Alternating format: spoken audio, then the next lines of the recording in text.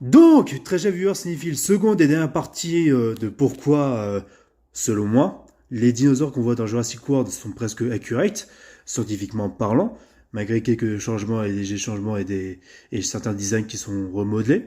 Hein. On va repenser aux Giganotosaures, aux Therizinosaurus.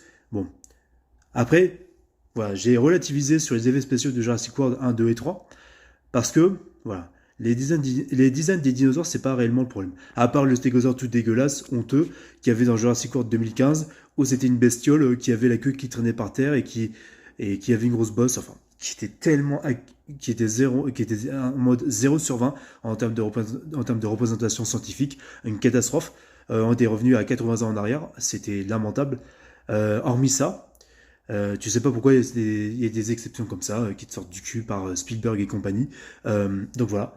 Euh, Ceci dit, le Giganotosaure, et je vous invite à voir ma première partie, qu'on voit dans l'univers jurassique, il est accurate selon ce qu'est le Giganotosaure de l'univers. Mais c'est vrai que dans les effets spéciaux des premiers films, après, attention, il y avait de la lumière, des textures qui étaient mal gérées, niveau éclairage, niveau FX, qui faisait que les dinosaures, ça les rendait moches.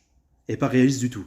C'est pour ça que, voilà, par la suite, quand on a vu Jurassic World Rebirth, quand on voit la scène de la patosaure, certes c'est le même design que dans les autres Jurassic World, mais dans la lumière, dans la texture de l'effet spécial, c'est plus beau, c'est plus réaliste et ça donne un aspect, comment dire, un peu plus, impressionnant et crédible pour un dinosaure, tu vois.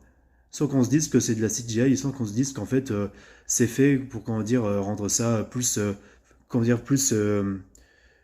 comment dire plus simple. Non, c'est quelque chose de plus réaliste et de plus concret, tout simplement. Et en fait, faut pas oublier que le Disortus Rex, hein, le monstre dans Rebirth, hein, c'est des expériences scientifiques qui ont foiré. Ils ont essayé de recréer un T-Rex, mais ils se sont cassés la gueule pour le T-Rex. Ce qui fait que ça a fait cette abomination. Et pour l'Indominus Rex, c'est un mélange de plusieurs dinosaures.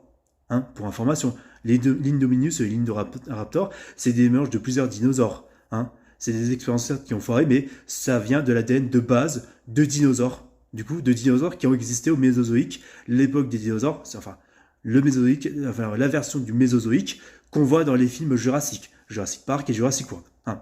Là-dessus, c'est accurate. Donc, là-dessus, vous pouvez pas m'attaquer parce que c'est ce qui est retranscrit par rapport au lore et au canon de l'univers jurassique. Même par rapport aux séries de Netflix, c'est exactement la même chose. Dites-moi ce que vous en pensez, les gars, et on se dit à la prochaine, c'était Rafi. A plus.